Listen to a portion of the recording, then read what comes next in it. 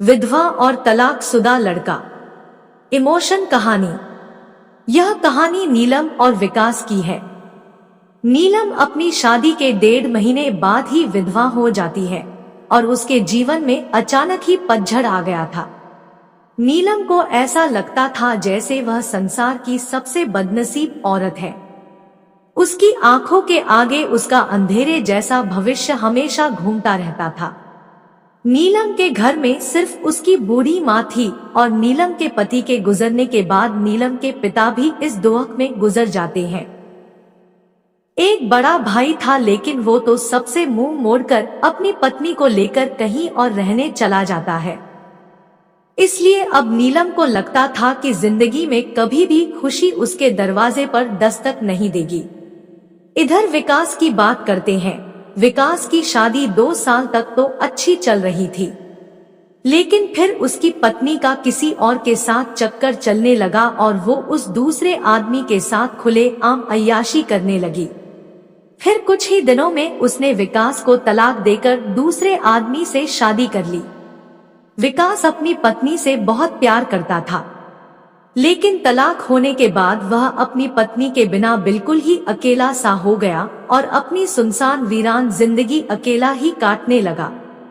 वह नहीं जानता था कि अब उसका भविष्य कैसा होगा, कभी वह फिर किसी से शादी कर पाएगा या नहीं। तभी एक दिन नीलम और विकास दोनों ही किसी की शादी की सालगिरह में जाते हैं।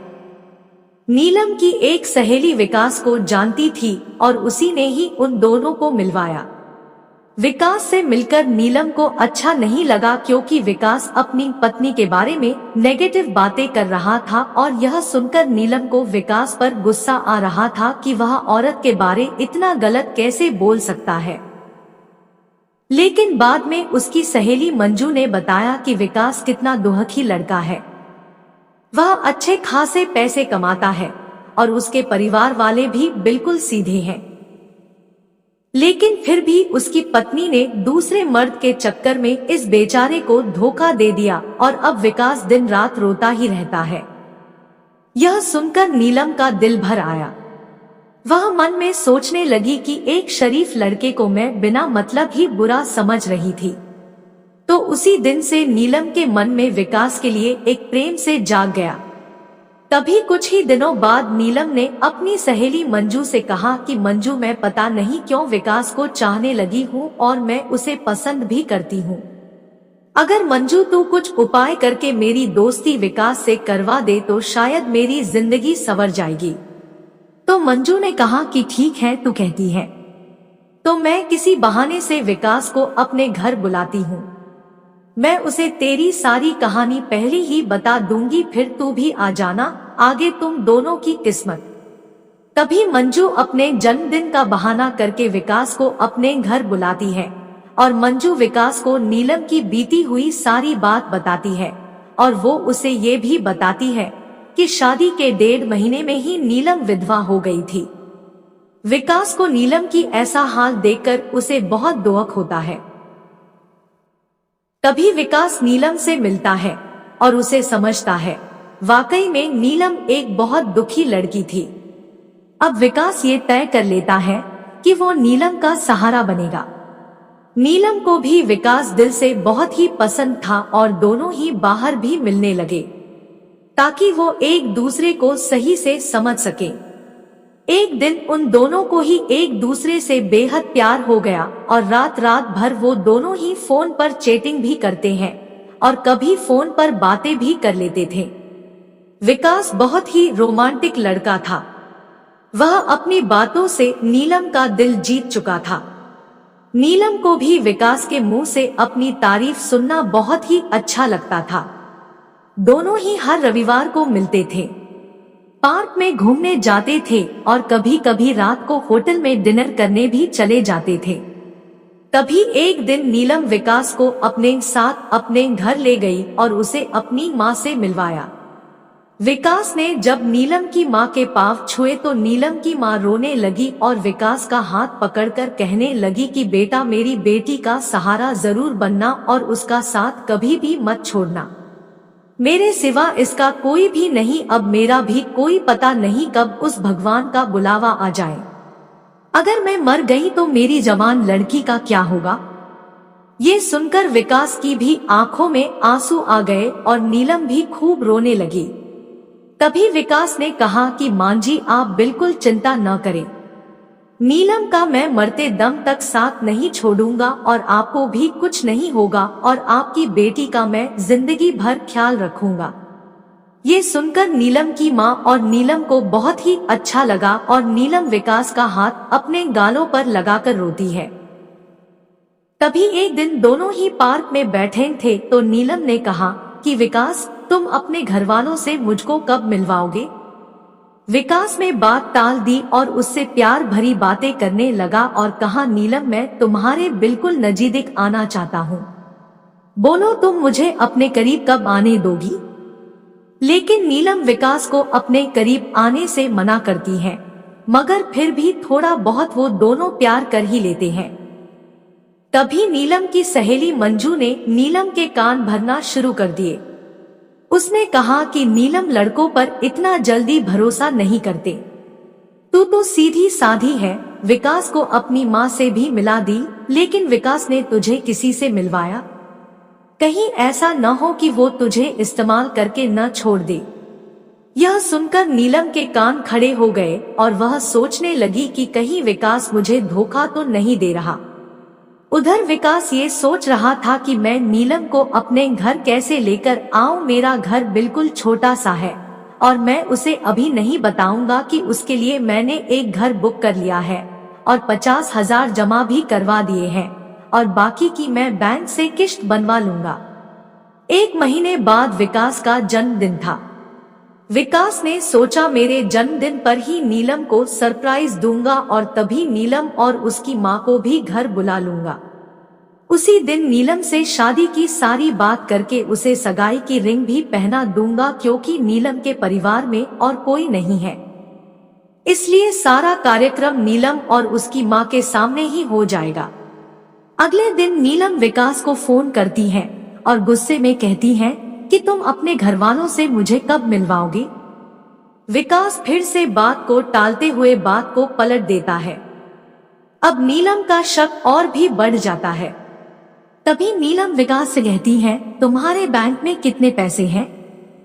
मुझे अपना बैंक बैलेंस।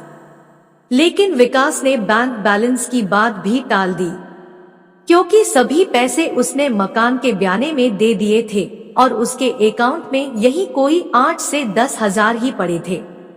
नीलम का शक अब बढ़ता ही जा रहा था और वो ये सोच लेती है कि विकास वाकई में मेरा इस्तेमाल कर रहा है और वो मुझसे शादी भी नहीं करेगा। इसलिए नीलम विकास का फोन तक उठाना बंद कर देती है। इधर विकास एंगेजमेंट की सारी तैयारी कर चुका था। बातों ही बातों में उसने नीलम की अंगूठी का भी नाप ले लिया था और नीलम को इसका पता भी नहीं चला था। विकास ने नीलम की तरफ से खुद की भी अंगूठी बनवा ली थी, ताकि नीलम की मां का कोई भी खर्चा न हो सके। विकास ने किसी से थोड़ा कर्जा लेकर नीलम के लिए साड़ी और उसका सारा सामान खरीद लिया था और उसकी मां के लिए भी एक सुंदर साड़ी खरीद ली। अब विकास ने सबको यह कह दिया कि मेरे जन्मदिन वाली रात को मेरी सगाई नीलम से है और उसके घर में भी उसने सबको बता दिया था। सारी तैयारी हो चुकी थी। तभी एक दिन विकास ने नीलम को 3 बार कॉल किया, मगर नीलम ने उसका फोन गुस्से में उठाया और कहा कि क्या बात है, जल्दी कहो। तो विकास ने कहा, कल शाम को 5 बजे तुम और तुम्हारी माँ को मैं लेने आ रहा हूँ। तो नीलम ने कहा कि मुझे कहीं भी नहीं जाना। तो विकास ने कहा कि नीलम, कल मेरा जन्मदिन है।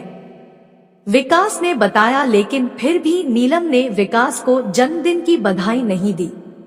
तभी नीलम ने सोचा कि जन्मदिन में चली जाती हूँ, इससे विकास का पर्दाफाश भी हो जाएगा। अगली शाम नीलम और उसकी माँ तैयार हो जाती है और अनिल की गाड़ी में बैठकर उसके साथ चली जाती है। पूरे रास्ते नीलम ने विकास से कोई भी बात नहीं की। उसे तो विकास के रूप में एक धोखेबाज नजर आ रहा था। तभी जैसे ही नीलम विकास के घर की दहलीज पर कदम रखती है, वैसे ही विकास की माँ आरती की थाली लेकर आती है और नीलम को टीका लगाकर उसकी आरती उतारती है। ये देखकर नीलम हैरान रह जाती है। तभी वो भी विकास की माँ के पांव छूती है। उसकी माँ उसे अंदर आने के लिए कहती है। सभी लोग खड़े थे। विकास के बड़े भाई भाभी, विकास के भतीजा भतीजी और विकास की माँ व भोले भाले उनके बाबूजी, सभी लोग नीलम और उसकी माँ का स्वागत करते हैं और बैठने के लिए कहते हैं। अब विकास का जन्मदिन भी बन जाता है। उसके बाद नीलम जाने के लिए कहती है तो विकास की माँ कहती है कि बहू तुम्हें जाने के लिए नहीं बुलाया है, हमेशा के लिए यही रखने के लिए बुलाया है। नीलम समझ नहीं पाती। तभी विकास की बड़ी भाभी 2 फूलों की माला और एक प्लेट में 2 अंगूठी लेकर आती है। ये देखकर नीलम विकास की तरफ बड़े ही आश्चर्य के साथ देखती है। तभी विकास एक अंगूठी नीलम के हाथ में रख देता है और कहता है, आज हमारी एंगेजमेंट है नीलम, और इस बात के लिए मैं तुम्हें सरप्राइज करना चाहता था। तुम्हें ये रिश्ता मंजूर है ना? नीलम रोने लग जाती है और मन में ये सोचती है कि मैंने किस लड़के पर शक किया। अनिल ने नए मकान के कागज भी नीलम के हाथ में रख दिए और कहा कि नीलम, ये मकान मैंने तुम्हारे लिए लिया है, क्योंकि हमारा ये घर थोड़ा छोटा है ना। इसलिए नीलम की आंखें अब अपने आंसुओं को रोक ही नहीं पा रही थी। तभी नीलम ने मकान के कागज अपनी सास के हाथ में रखते हुए कहा कि मां जी, मुझे तो इसी घर में रहना है, आपके साथ मुझे नया मकान नहीं चाहिए। इस बात से घर के सभी लोग खुश हो जाते हैं। तभी विकास कहता है कि नीलम, तुम्हारी माँ भी हमारे साथ ही रहेगी, भला वो अकेली कैसे रह पाएगी। ऐसा करते हैं, जो मकान मैंने लिया है वो पास में ही है, माँ को तुम वहीं शिफ्ट कर दो ताकि तुम अपनी दोनों माँ को संभाल सको। अब सब कुछ ठीक हो गया था। कहा नीलम एक शक की वजह से सब खत्म करने जा रही थी। ये गलती उसे बहुत महंगी पड़ने वाली थी, मगर नीलम ने विकास के घर जाकर अच्छा ही किया। इसलिए दोस्तों, जीवन में कभी भी किसी शक की वजह से आप अपने प्यार को कभी मत छोड़ना। पहले पूरा सच जानना, फिर कोई कदम उठाना, तभी आपका भी रिश्ता बच सकता है। दोस्तों, कहानी अच्छी लगी हो तो वीडियो को लाइक करें और भी मजेदार कहानियों के लिए हमारे छोटे से चैनल को सब्सक्राइब जरूर कर लें और अपने दोस्तों रिश्तेदारों को भी जरूर शेयर करें।